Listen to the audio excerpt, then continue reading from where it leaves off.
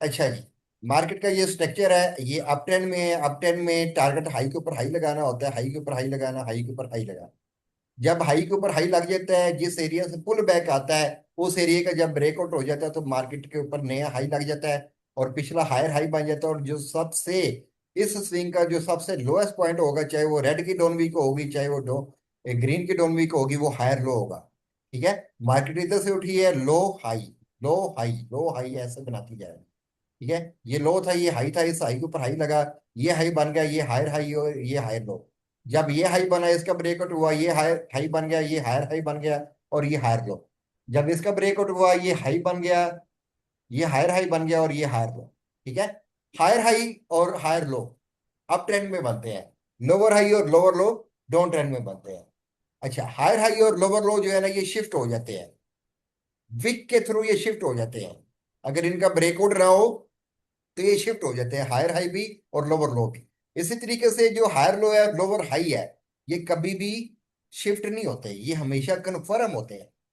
ठीक है, higher low कभी भी शिफ्ट नहीं होगा, लोअर हाई कभी भी शिफ्ट नहीं होगा, ये हमेशा कन्फर्म होंगे।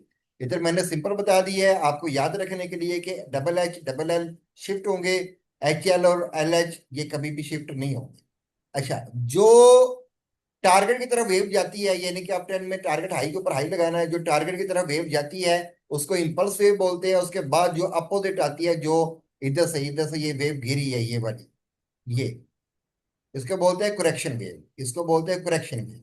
इसको करेक्टिव भी बोलते हैं, करेक्शन भी बोलते हैं और इसको रिट्रेस भी बोलते हैं, यानी कि इसकी रिट्रेस वो थोड़ा एडवांस कंसेप्ट हो जाएगा। इसी तरीके से ये वाली जो है इंपल्स है, ये करेक्शन है, ये इंपल्स है, ये करेक्शन है और ये इंपल्स है। ठीक है, अब जाते हैं भाई डाउन ट्रेंड की तरफ।